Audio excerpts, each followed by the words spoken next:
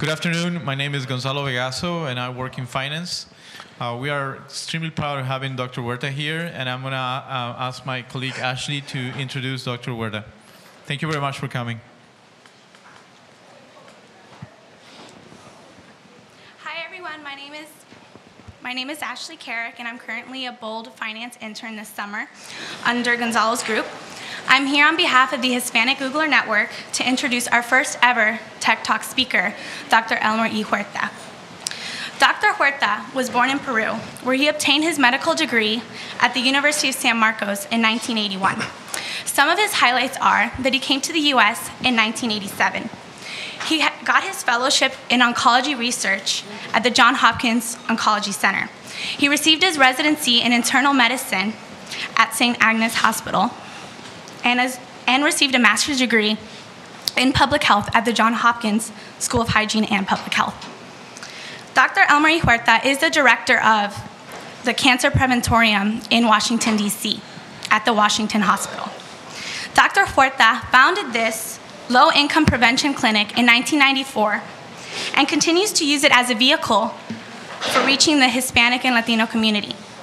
His involvement with the Spanish-speaking community began more than 20 years ago when he began to record his nationally and internationally broadcast radio and television health programs.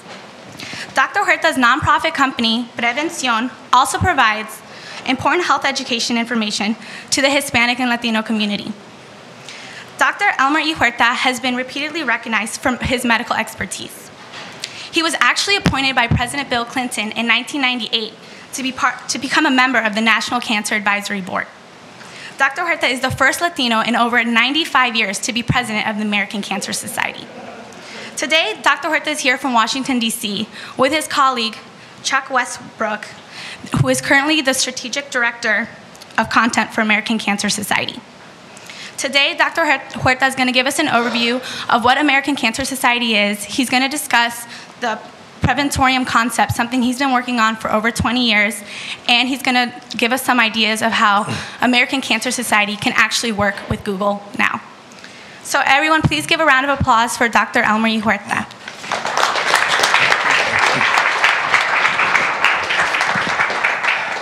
Thank you very much, Ashley, and thank you very much, Gonzalo. And good afternoon, everyone. I'm extremely pleased to be here at Google this afternoon.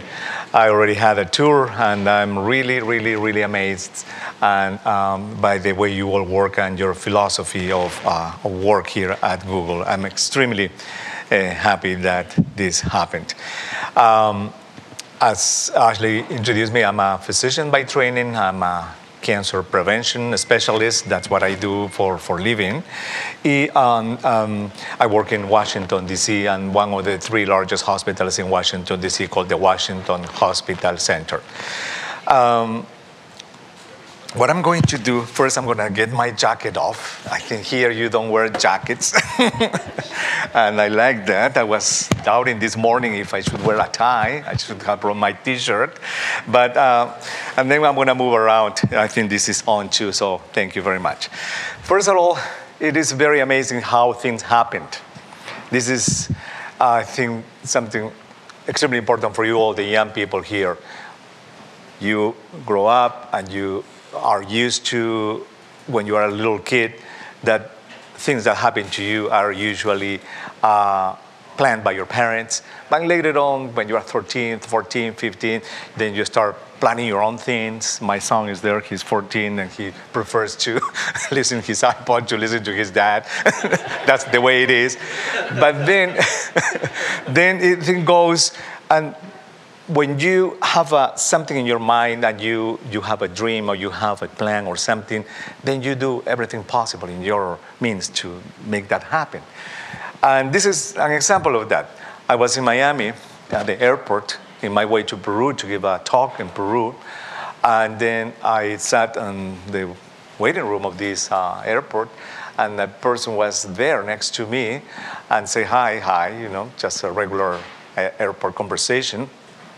And we start talking, and this one person says, I think I know you. I saw you in television. And I have TV shows, and I'm the regular doctor for CNN in Espanol. I have my segments there every Thursday, all that stuff. See, okay, that happened kind of regularly to me in airports and things like that.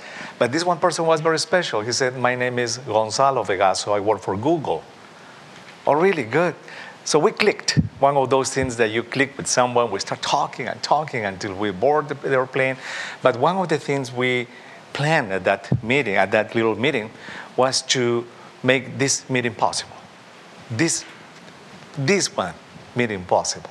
He said, I'm going to do my possible to see if you can go to Mountain View and be with us and give a talk on cancer prevention. And it would be the interest of people to hear that cancer can be prevented, cancer can be detected earlier.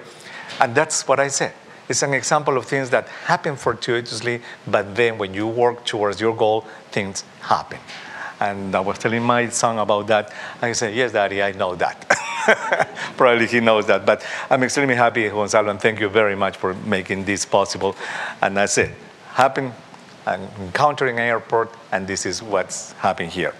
Well, I'm very proud also to, as Ashley said, that last year in November, I was elected as president of the American Cancer Society, which is the largest cancer organization in the United States and the largest organization, cancer organization in the world. The American Cancer Society started in 1913. It was founded in New York City, and currently I'm going to show you some pictures here. Let me see my little thing here. We have a presence in over 5,000 communities in the whole United States and in other places. And we have 3 million active volunteers, 40 million donors on file, and we are the largest source of private cancer research funding in the US.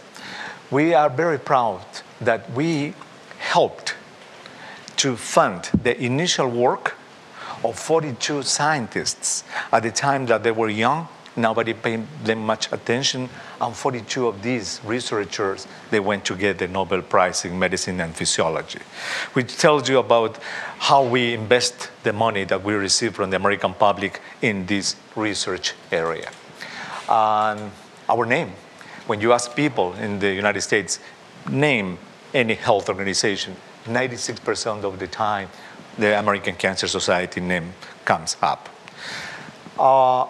Our budget for last year was $1.2 billion, and the remarkable thing is that 85% of that money comes from donations from the American people, with an average of only $45, which tells you that the popular support we have is tremendous, and the responsibility we have is immense with the American people.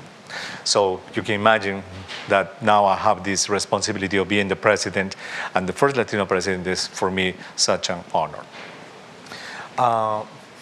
The American Society, of course, we are accelerating the progress against cancer in every community by saving lives, helping those touched by cancer, and empowering people to fight back this condition. Well, I'm going to show you a little bit how we do this. How do we do it? A big chunk of our budget goes to research. It's the largest source of private, not-for-profit cancer research funds in the USA. Almost $300 million or plus goes for this research every single year. Education. We know that cancer can be prevented, cancer can be detected earlier. And let me throw a number for you right now. This is very important. Out of 100 people who died of cancer nowadays in the United States, 75 could have been either prevented or detected earlier. This is important. In other words, to put it in some other way, 3 out of 4 people with cancer who die with cancer in the United States have conditions that could have been prevented or detected earlier. We are going to see which one are those cancers later on. And of course, we do a lot of these advocating issues, which is extremely important. What is this?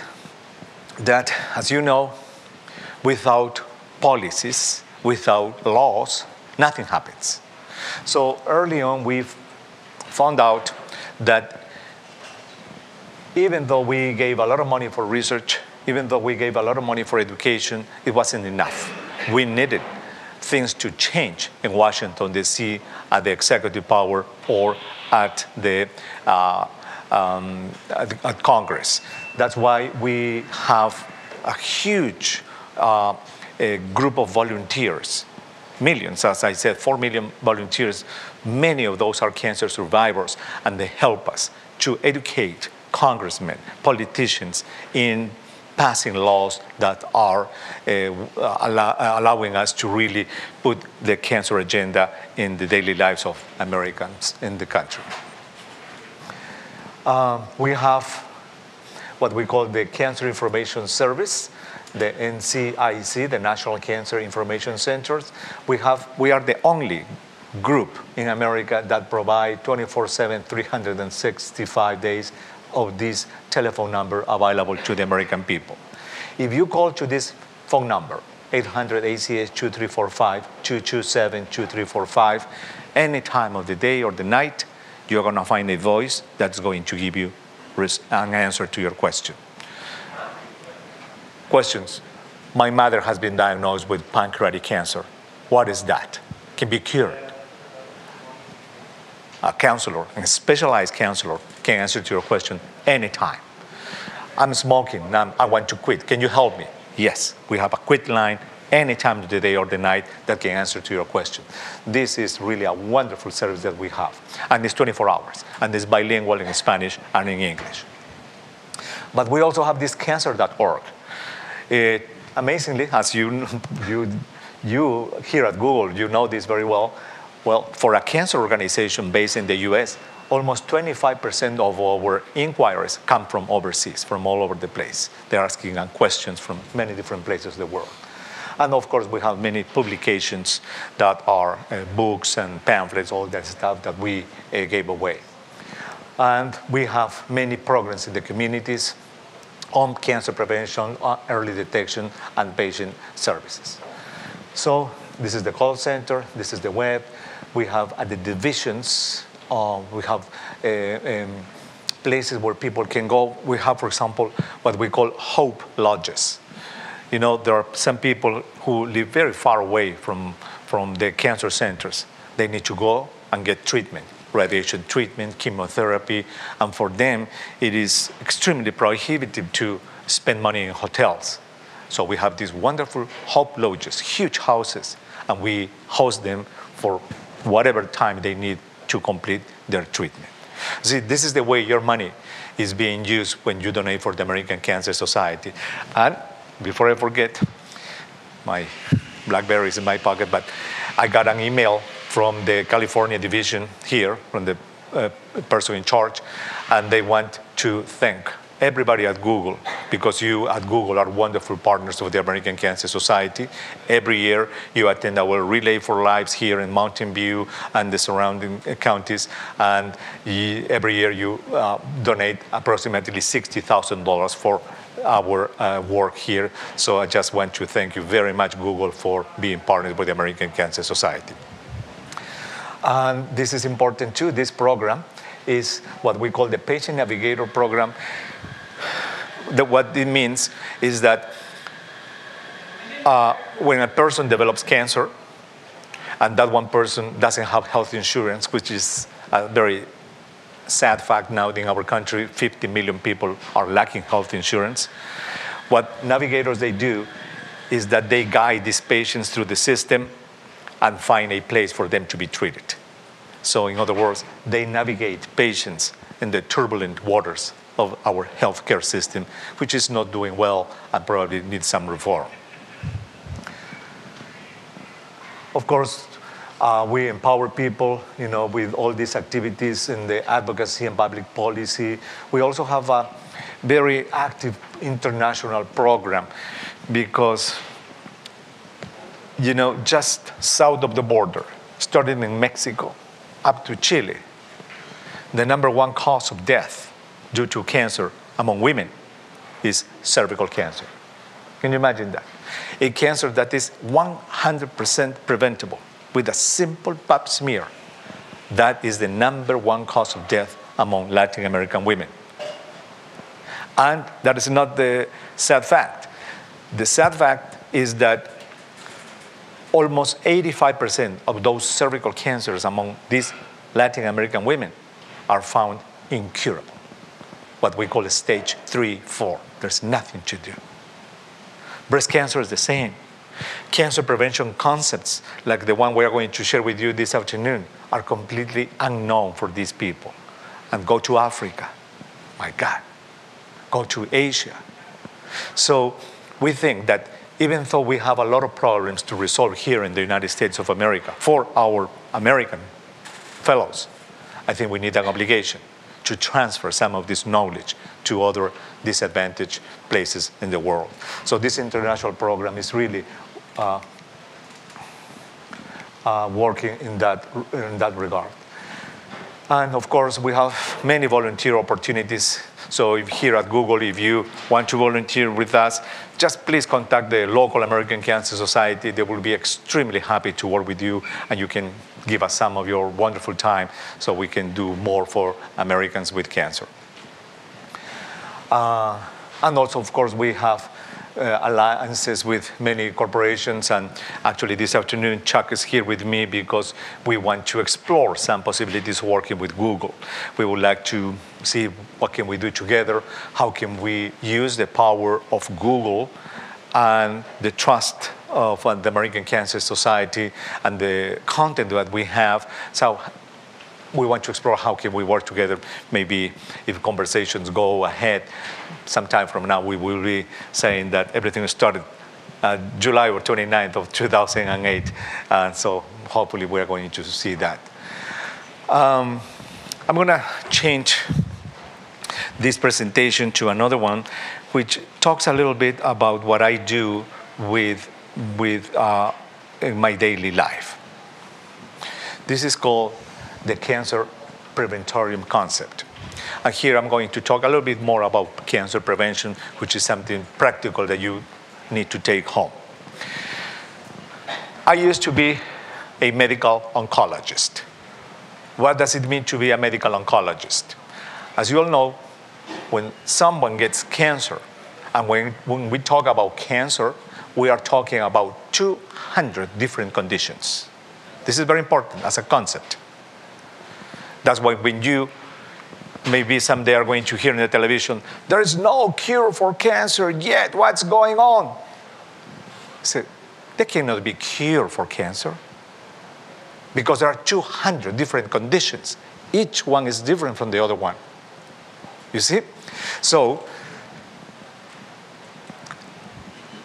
cancer, out of these 200 different types of cancer, as I said before, 75% can be prevented or detected.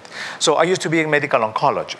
When someone gets cancer, I was telling you, there are 3 ways that you can treat a tumor. 3 ways.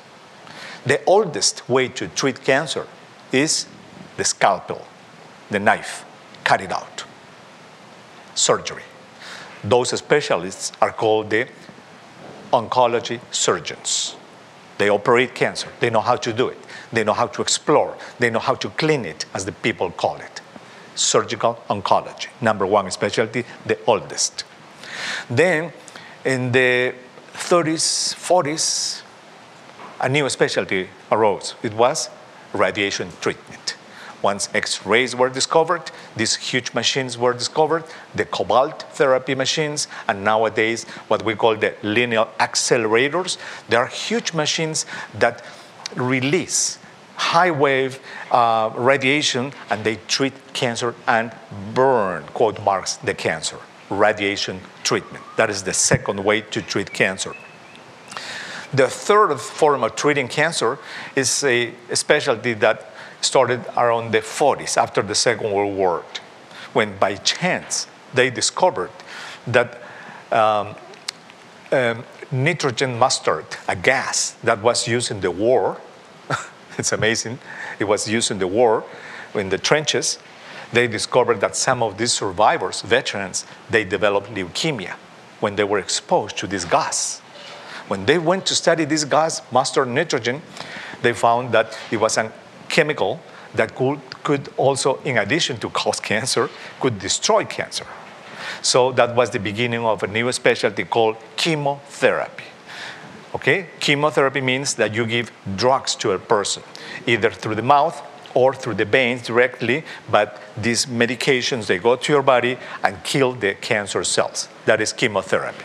Okay, so surgery, radiation treatment, and medical oncology are the three specialties. Well, I used to be in medical oncology. For 5 years in Peru, I trained in how to administer chemotherapy. But something happened at that time that made me uneasy of my specialty. I used to love it, but I realized that most of the cases with cancer that were sent to me for chemotherapy to give this kind of treatments to these people, they had very advanced types of cancer, but most of these cancers were either preventable or early detectable. So I started to get uneasy. Why? Why to give a chemotherapy agent to a person, which is a very strong treatment, when that one cancer could have been found 10 years before with a simple pap smear? And the things that really changed my mind were when I asked to these people with cancer, with these huge tumors, do you know what a pap smear is? And people, they didn't know. Do you know what a mammogram is? I have heard, but I'm not sure what it is. Do you know that cancer can be prevented? I don't know. So people were lacking basic health information. But at the same time, they were lacking this basic health information. They were very knowledgeable in all the entertainment world. Soap operas, the life of the Michael Jackson or the Madonnas, everybody knew about these kind of things. That's when I got this idea, this concept, that something needed to be done for people to increase their awareness in the early signs of cancer, to let them know that cancer is a silent condition, that needs to see the doctor before they get a symptom. So I quit medical oncology, and 20 years ago, I embarked in this career of cancer prevention and control, which is what I do. And I'm going to let you know a little bit later on. So the concept is that our healthcare system, and that's the reason I left medical oncology, our healthcare system is centered in the person with a condition. What does it mean? This is the reality of our healthcare system. In this healthcare system, all these people, what are they doing? What they're doing is wait for a symptom to appear to see the doctor. Think about this. In many societies, in many groups, you only see the doctor when you have a problem. Either you have a sore throat, or you have a tumor that's growing here, or you're losing your weight, or blood is coming around you, whatever. Time to see the doctor. Very few people are proactive and see the doctor when symptoms are absent. So if we have this healthcare system, which is based on the person, then we create an extremely busy, illness-loaded primary care system. Go to any hospital in America, full of patients. Most of those conditions preventable, detectable. Advanced cancer, heart attacks, strokes, uncontrolled diabetes. That is the bulk of our healthcare system. And we spend billions of dollars in this healthcare system. And they often use the emergency room. You heard this. Because there are so many people in the hospitals, they just want to shortcut and they go to the emergency room. This is our healthcare system. It is extremely expensive and efficient. And we spend, I think $1.3 trillion in the healthcare system, and the United States is number 42 in life expectancy in the world. It's amazing. So we're not getting our money back. Why? Because everything is condition, disease, illness, loaded with these conditions. Well, in addition to this, people, they have many barriers. many barriers to access our healthcare system. For example, there is no information, there is linguistic isolation for a lot of people, they are poor. When you are poor, your priorities change, there are no insurance coverage. You are lucky here, very fortunate in this company to have wonderful facilities. I was this morning by your clinics, they are great places, you have nutrition, counseling, you have everything. But that is not the reality of millions of Americans. 50 million Americans, they have no health insurance. And 25 million more Americans, they do have inadequate health coverage. So there are no programs that are ethnically sensitive or culturally competent for these people. They don't understand the medical healthcare system. So those are barriers that people have every day. That's why the obscurity comes. What is the obscurity? For example, if you ask people, do you think when you reach the end of cancer, are there any pain medications that can alleviate pain? 19% of Americans believe that there are no pain medications, that once you reach the end, you are going to die screaming of pain. That is not true. And 30% they don't know. So if you add up these two numbers, that is like 32% of people, 32% that they are not aware of something so important, that there is a lot of pain medication when you reach the end of cancer. So if you have people, 30% of Americans believing that there is no pain medication, when you offer them screening activities, they say, no, I don't want that because I don't want to even know if I have cancer or not. You see, that creates fatalism. 7% of Americans, they believe that all you need to beat cancer is a positive attitude, not treatment. You see, look at this. This is amazing.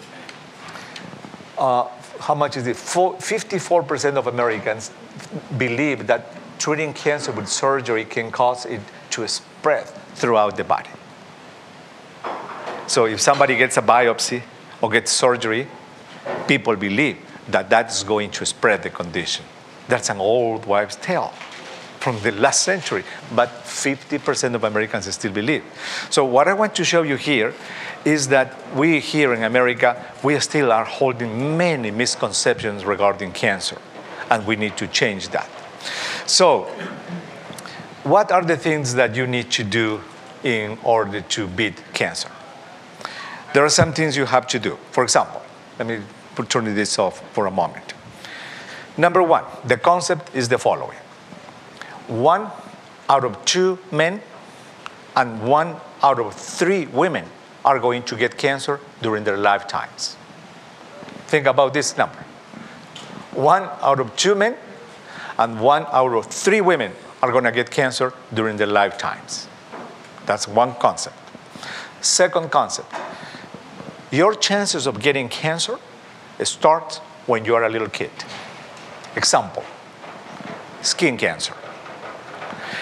There are studies that show that it is the amount of UV light that you receive when you are a little kid that's going to determine your risk of developing skin cancer when you are in your 30s, 40s, or 50s.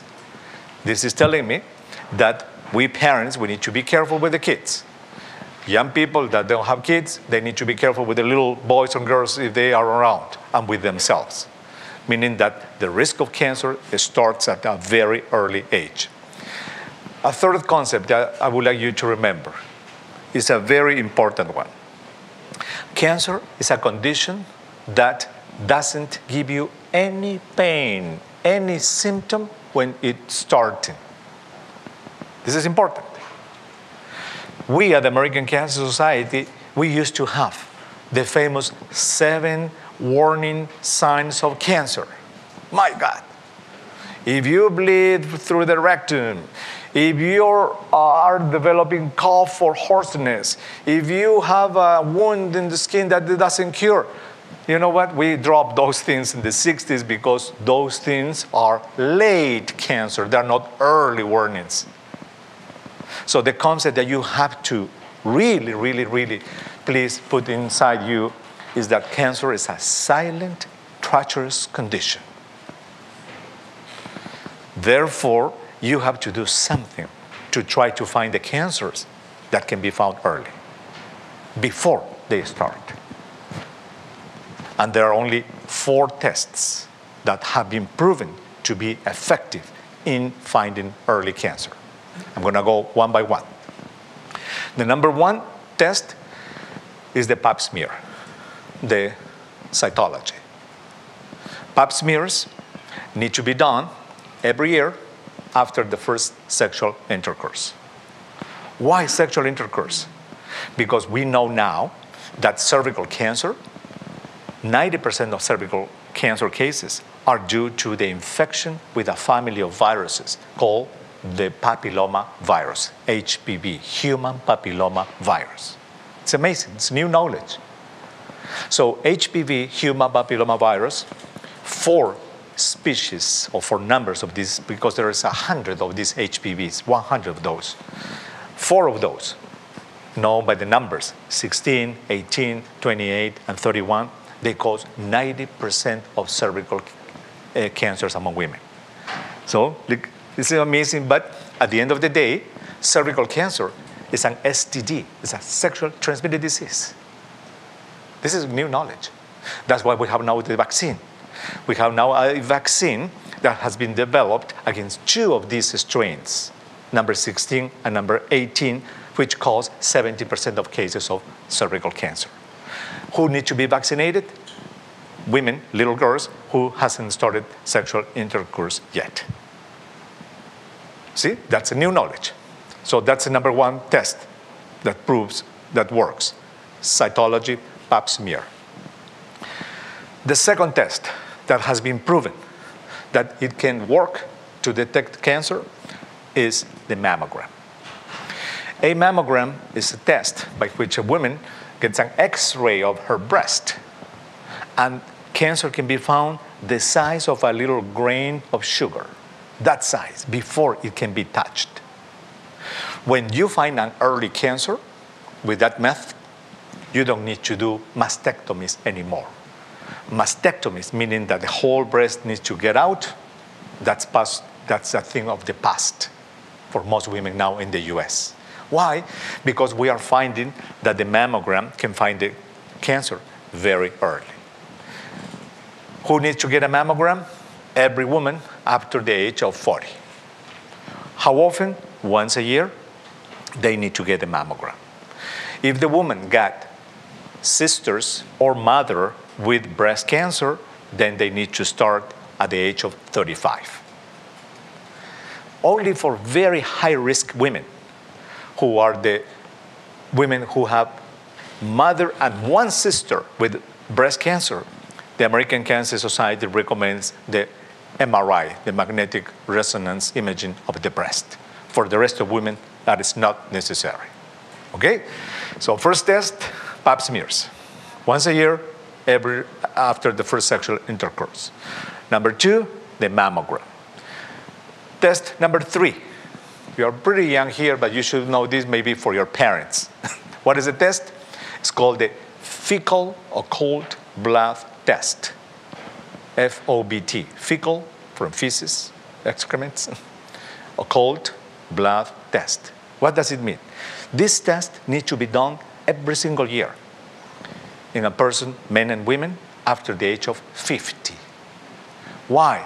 Because it is after the age of 50 that you, inside your colon, and remember the digestive tract system, please allow me to say this, some people don't remember, it's your mouth, your esophagus, your stomach, and then comes 15 feet of small bowel, and then at the end, we have 5 feet of large bowel or colon.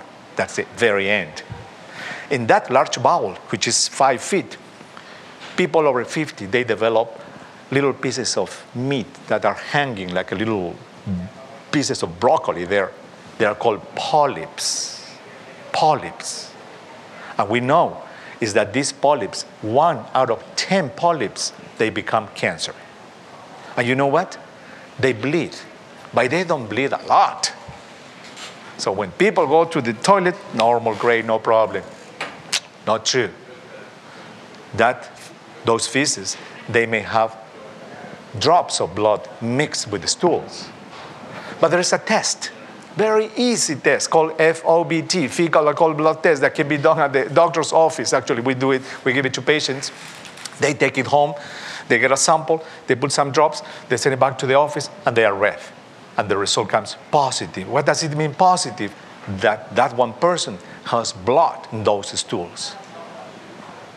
What we do, we ask the person to come, we give them some laxatives, we clean the guts, and then the person gets a colonoscopy, an exam by which a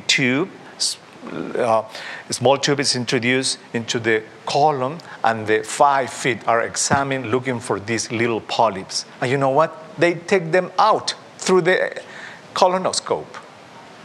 Cancer can be prevented. Can you imagine?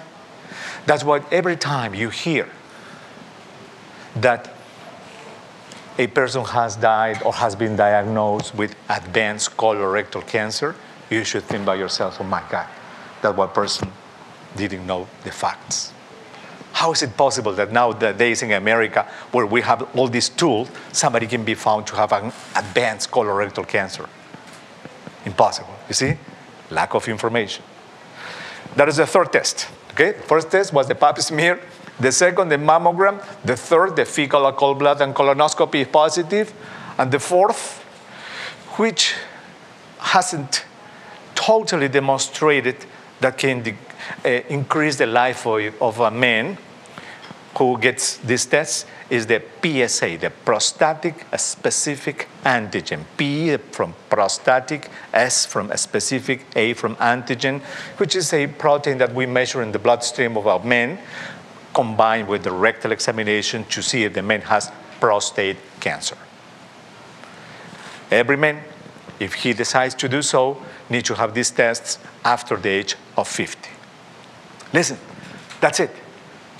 X-rays of the chest, they don't work. MRIs of the chest, they don't work. What else? Sonograms, they don't work. What else? All these markers they do in your bloodstream, they don't work. 4 tests can find the most common cancers that kill people in our country. So the preventative side, what is the preventative side? The preventative side goes when the #1 killer of people in America. Who is that? Cigarettes.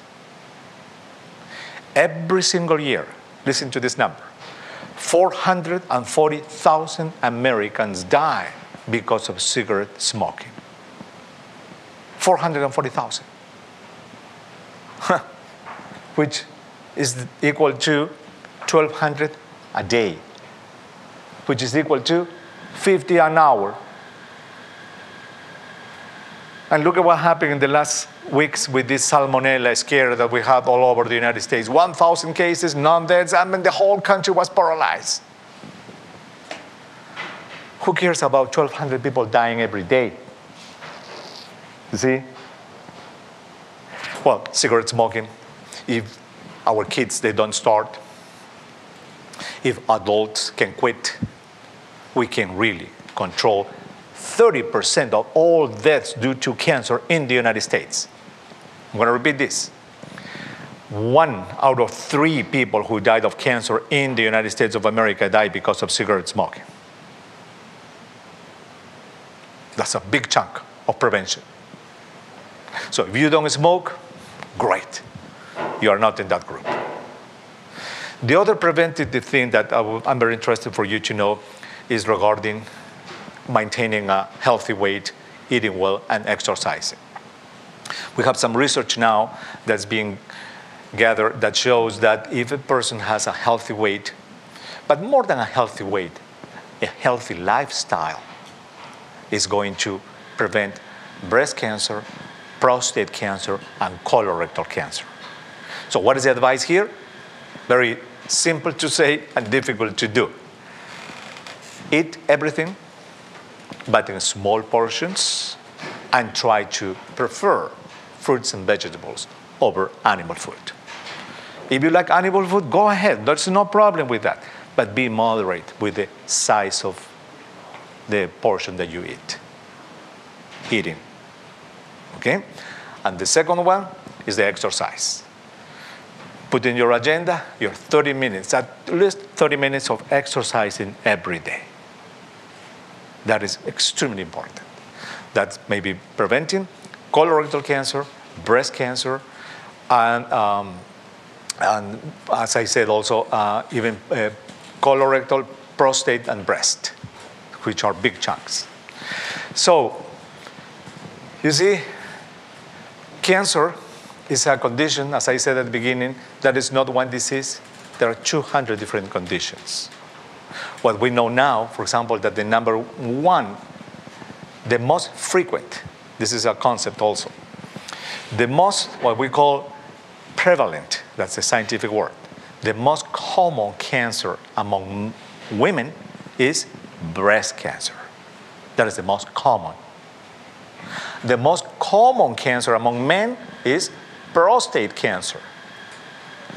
The second most common among men after prostate is lung cancer.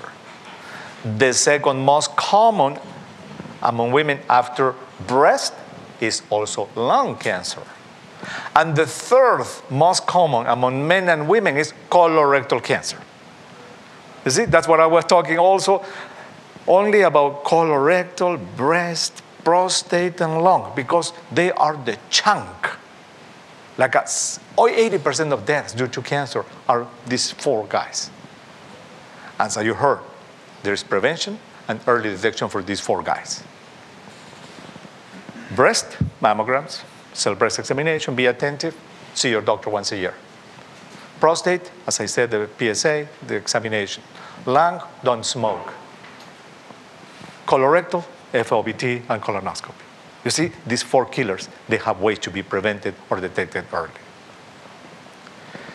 So, at the American Cancer Society, we are extremely interested in people knowing these facts and starting to incorporate this knowledge into their daily lives. You are young, a lot of young people here, you are in the time in your lives where lifestyle is going to be extremely important and is going to determine your risk when you reach your 50s and your 60s. You're in your 20s, 30s, this is a time that you have to eat well, you have to acquire the behaviors that are going to allow you just to travel through time and decrease your risk of cancer in the future. So I think I'm going to stop here. My work, I don't want to present the rest. Some of them are very gross. We have some pictures that I don't want to impact you. But just to complete the story I was telling you at the beginning, once I discovered that most of people, they didn't know the basic facts, I started to use radio and television to reach out to people with knowledge. I have daily programs on television, daily radio shows, I have weekly television programs. I'm reaching now thousands of people. Most of my work is in Spanish, reaching out to this Latino immigrant community. But 14 years ago, when I finished all my studies, my second specialty actually, I was hired by a hospital in Washington, D.C. This hospital is called the Washington Hospital Center, and I remember meeting with the director of this cancer center, and he told me, it was 1994, he said, "You are the first cancer prevention doctor I met." In this big cancer center, we have surgeons, radiation therapists, and medical oncologists. But you are the first preventative guy that I know. What would you do if I hire you? He said. Well, I said, what I would like to do is to open a little clinic here for people who are of low income. But this clinic is going to have a sign at the door that is going to say, this place is for people without symptoms only. He said, what? And who is going to come to this clinic? I said, people who are aware of my television shows, my radio programs, and they are already convinced that they have to see the doctor before they get a symptom. And he said, who's going to pay for this? I say, people are going to pay out of pocket, because even poor people, when they see the value of something, they invest in their health. And he said, well, I'm not sure. Your plan is kind of bold, but try it. If it doesn't work, then you have to work with the medical oncologist, seeing patients. Okay, I said, that's fine. So we started the clinic, and in 3 weeks, we filled appointments for 6 months. So the demand of the public was immense. Why? Because at that time, in 1994, my radio programs, my TV shows, they were very popular. And I already have convinced people that they needed to see the doctor before a symptom appeared. That's called the preventorium. Preventorium is a word that I coined as opposite to the old sanatoriums. I don't know if you remember in the history of medicine, there used to be old sanatoriums where people with tuberculosis or mental health problems, they used to go and die in these places. It was very sad. Well, the sanatorium was that. The preventorium is a place only for people without symptoms. And then we have chats on nutrition. We talk about smoking. We, of course, take the blood pressure or the whole stuff. I examine patients, from head to toe, and we do these 4 tests that I'm telling you. So people pay $120 once a year for the checkup and then come back every single year. It's exactly like Jiffy Lube, like your car. You take the car for a tune-up, get out, see you next time. So that is the concept. That's what I did this morning when Gonzalo took me for the health clinic here you have, and I saw that a lot of your consultations are preventative. And that's the way it should be. And maybe a special office needed to be created here at Google only for the ones of you that want a prevention consult. I'm not sick. I have no sore throat. I don't have anything. I just want to talk about smoking, or I just want to talk about, do a checkup on me. Maybe even a mammography unit can be placed here. So women who are over 40, but I don't know how much percent of your workforce are over 40, but you can go, take a break. Instead of going to play volleyball there, you get your mammogram, and then you have the result. You can have the whole thing right here only for prevention. Well, I'm going to take some questions. I think that is the bulk of what I wanted to say. I just want to finish saying that there is a lot of hope and a lot of positive news regarding cancer nowadays. It is not as it used to be in the 50s or the 60s, even the 70s or 80s. Nowadays, as we speak, there are 13 million Americans who are cancer survivors. Why is that? Because we have wonderful early detection methods and we have wonderful treatments. So cancer is not the killer anymore that used to be. We have wonderful ways to treat it, wonderful ways to detect it. It is up to people. It is up to people to really know those things, and they can go to see the doctor before they have a symptom to find them earlier. And it is up to organizations like the American Cancer Society and others to release this message to the public. And it is also, hopefully, up to organizations like yours to work collaboratively with other organizations to put this message out. Maybe beginning with you, the Googlers, and maybe putting for the general public all these tools on cancer prevention, because you know what? Cancer can be prevented, cancer can be detected. For 14 years in a row, in the United States, the number of people dying of cancer is decreasing and decreasing and decreasing. So we're making good progress, but we need to do much, much more. And I really appreciate, Gonzalo, again, the opportunity to talk to you all here. And this is going to be, I think, in YouTube, whatever, but thank you very much for this opportunity, Gonzalo. If you have questions, I will be very happy to. Yes, we got 7 more minutes for questions. Thank you very much, Dr. Huerta, for coming. It was amazing. Thank you. Thank you. So if you got any questions, please, if you can go to the center of the room, please. I didn't have my radio show today. I get questions all the time in the radio show, so I didn't have my fix today. So ask me any questions. Any questions you may have regarding cancer, I would be very happy to answer those. Of the patients that you see in your center, what percentage have you actually detected early cancer? Very good question. Wonderful question. What is the rate of detection of cancer I have in my clinic?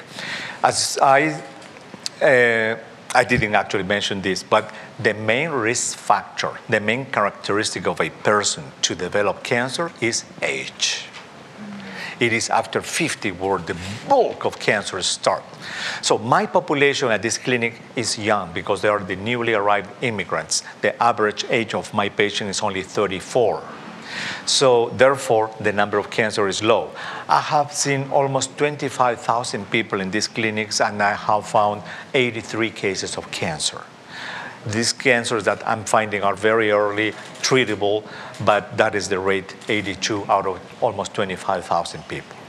And second question is, what about some of the silent killers, the ovarian cancer? My dad recently died of transitional cell cancer of the kidney.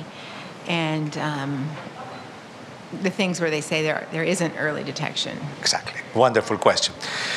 If you remember when I said that 3 out of 4 cancers that kill people in this country can be either prevented or detected earlier, unfortunately, that means that 1 out of 4 cancers that kill people in this country cannot be prevented, cannot be detected earlier. The list is long. Brain cancer, kidney cancer, ovarian cancer, stomach cancer, pancreas cancer, leukemias, lymphomas. There's a list of cancers that cannot be prevented or detected because we don't have the means yet to do it. We are working hard. We are funding researchers for them to find these tools, but at this time, we cannot give you any answer. Tonight, there's going to be a program in LACRC, and they invited me to appear. I'm not sure if they are going to ask me later on. I'm still waiting for their confirmation. And this is about a fact that I have commented to a group of people in lunch. And it has to do with these little things here. Cell phones. This little device, when you put it right here, is sending electromagnetic fields. And research has shown that if you put this little thing next to the 5-year-old little boy or girl, the electromagnetic fields go almost to the other side of the brain. If you put this little thing next to the brain of a 10-year-old, goes almost halfway through inside the brain. In an adult, goes a third of it. Initial research that we are still confirming, showing that in the side you use this little thing, you may get more what we call acoustic neuromas, tumors of the nerve that conducts audition to your brain, or maybe brain cancer. We are still learning about that. So we are on the preventative side. What is the thing you have to do? Consider this thing as a very useful thing. I use it. I'm not intending to stop using it. But you know what? For a short conversation, 1 minute, yes, put it right here. No problem, great, talk to you later. But if you're going to have a conference call, or you're going to talk to your boyfriend or girlfriend for 20 minutes, 30 minutes, 1 hour, if you're a salesperson, don't put it right there. Get your little cord, or even the Bluetooth, because it's 100th less energy from the Bluetooth. But the point that I'm trying to make, and probably either myself or our chief medical officer tonight, LACRC King, is going to say, consider this little thing as a possible source of disease. Just to put an analogy, go backwards, and you cannot because you're very young, to 1948. 1948, 1949, it was a huge discussion about the possible effects of cigarette smoking on lung cancer. My God, nobody believed that. No, you're crazy. This cigarette causing cancer? No way. Even my own organization, the American Cancer Society, we didn't believe it. We needed proof. It took for us 11 years until 1960 to pass a resolution saying, yes, cigarette smoking causes cancer. And how many millions died over those years? I'm taking that same attitude. You know what? Be careful with these things. Use it because they are important, extremely important. But you know what? They may be harmful for you. and we may find out that they are harmful for you in the year 2028 or 2030, when you already got all that exposure during those years. And don't give it to kids. Don't give it to kids. Any other question? We got time for one more question.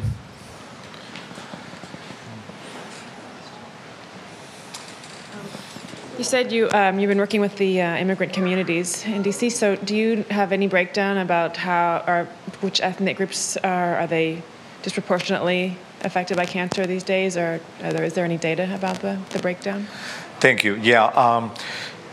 Well, immigrants are coming from all over the world. The United States is a nation of immigrants. We come from all over the world. But over the last 50 years, most of the immigrants are from Latin America and also Asia. They are coming by thousands and thousands. Among Asian Americans, for example, they have higher rates of cancer of the breast. They are starting to have breast cancer, and there is this paradox there, by which in Japan and many Asian countries, breast cancer rates are low. But once they come to the US, something happens that they start getting breast cancer. They also get cervical cancer at very high rates, especially the newly arrived Korean, Vietnamese communities, because they don't know about prevention. They're very shy about going to see the doctor, so they don't get the pap smears. One day they are bleeding through the vagina, they see the doctor, cervical cancer, I'm sorry.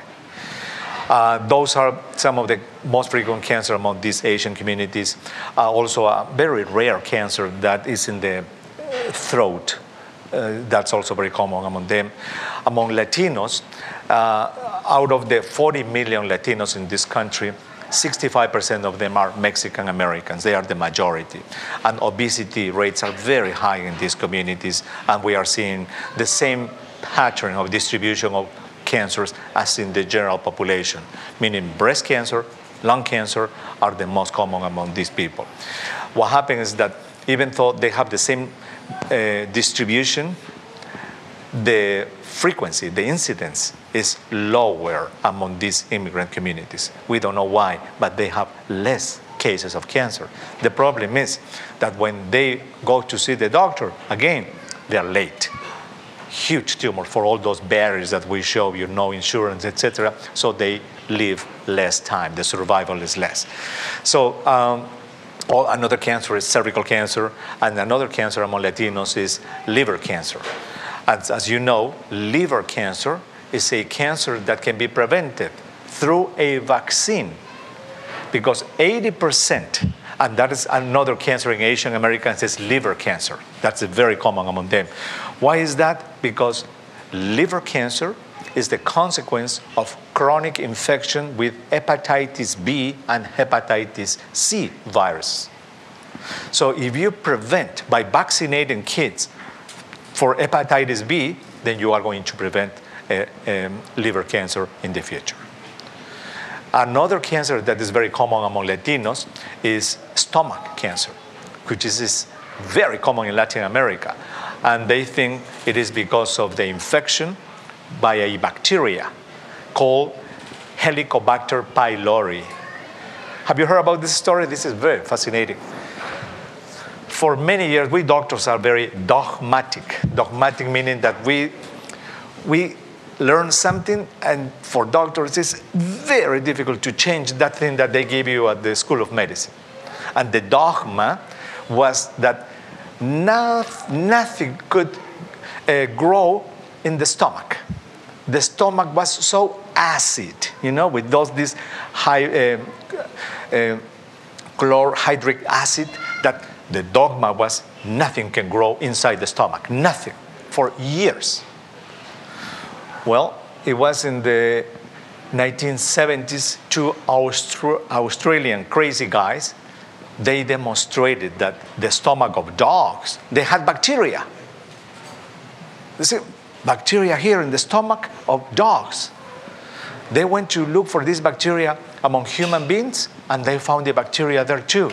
So they wrote in scientific papers, we are finding bacteria in the stomach of people.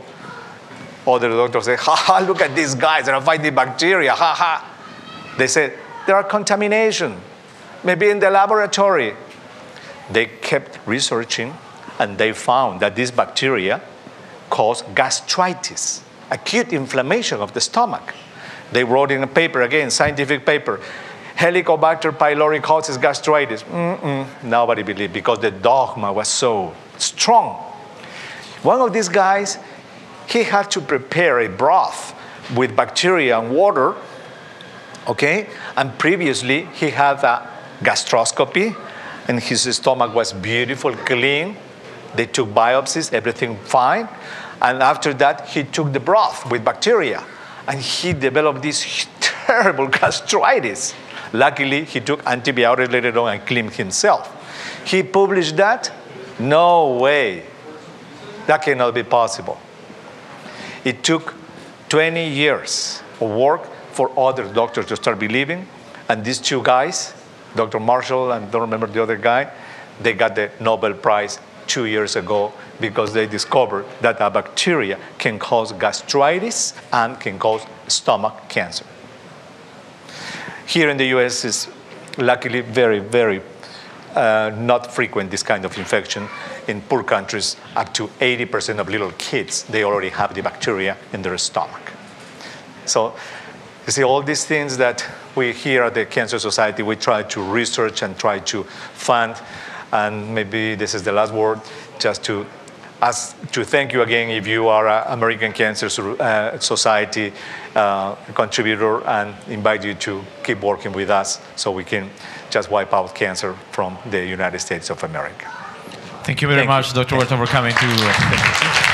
Thank you very much for coming to all of you guys, and we are gonna, share with you and with some of you guys that that this is a Hispanic Googler Network event. And we got some T-shirts for you if you want to just come here to the site and you can get a T-shirt. Thank you again, Dr. Huerta. Thank you for coming. Thank you very much. Thank you.